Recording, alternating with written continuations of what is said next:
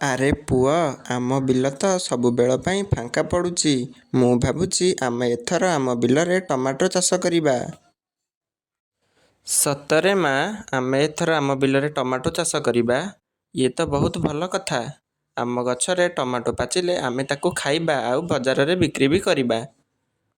ହଁ ପୁଅ, ଚାଲେ ଆମେ ଏବେ ଆମ ବିଲକୁ ଯାଇ ତାକୁ ସଫା କରିବା ଆଉ ତା ଚାରିପଟେ ବାଡ଼ ଦେଇଦେବା, ଯେମିତି କିଏ ବି ଆସି ଆମ ଟମାଟୋକୁ ଚୋରେଇ ନ ପାରିବେ। ହଁ ମା, ଚାଲ ଯିବା। ତାପରେ ସେ ମା ଛୁଆ ତାଙ୍କ ବିଲକୁ ଯାଆନ୍ତି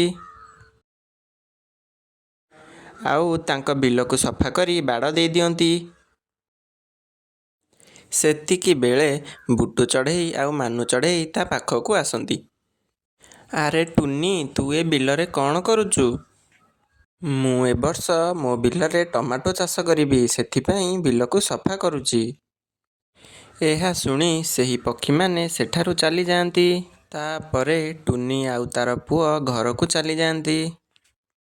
ତା ପରଦିନ ଟୁନି ଆଉ ତାର ପୁଅ ବଜାରକୁ ଯାଇ କିଛି ଟମାଟୋ ଚାରା କିଣିକି ଆଣନ୍ତି ଆଉ ତାଙ୍କ ବିଲରେ ଲଗାଇ ଦିଅନ୍ତି।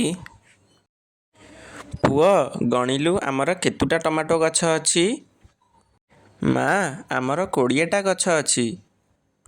ହଉ ଠିକ୍ ଅଛି, ଚାଲ ଏବେ ଆମେ ଘରକୁ ଯିବା। କାଲି ସକାଳେ ଆସି ଗଛରେ ପାଣି ଦେବା।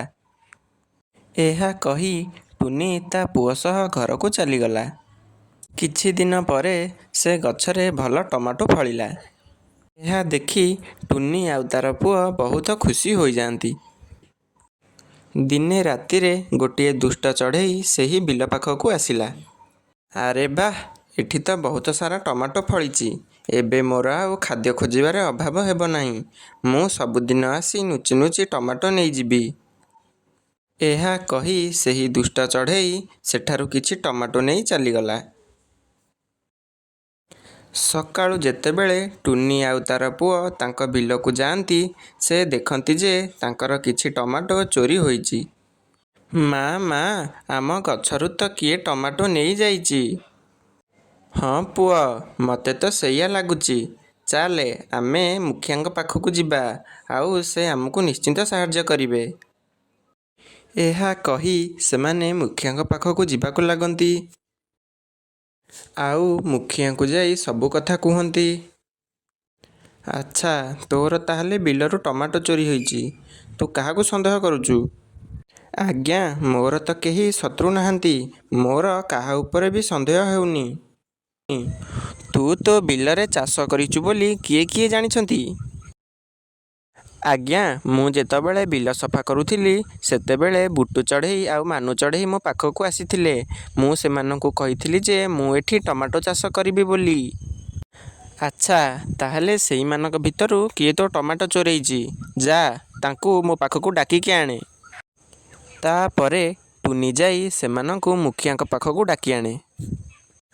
ଆଜ୍ଞା, ଆମେ ଚୋରି କରିନୁ, କିନ୍ତୁ ମୋ ପାଖରେ ଗୋଟେ ଭଲ ଆଇଡ଼ିଆ ଅଛି, ଯାହାଦ୍ୱାରା ଆମେ ଚୋରକୁ ଧରିପାରିବା। ଆଚ୍ଛା, ତାହେଲେ କହ, ତୋ ପାଖରେ କୋଉ ଆଇଡ଼ିଆ ଅଛି? ତାପରେ ବୁଟୁ ସମସ୍ତଙ୍କୁ ତା ଆଇଡ଼ିଆ ବିଷୟରେ କହେ ଆଉ ସମସ୍ତେ ରାତି ହେବା ପୂର୍ବରୁ ଟୁନିର ବିଲ ପାଖକୁ ଯାଆନ୍ତି ଆଉ ସେଠାରେ ଲୁଚି ଯାଆନ୍ତି।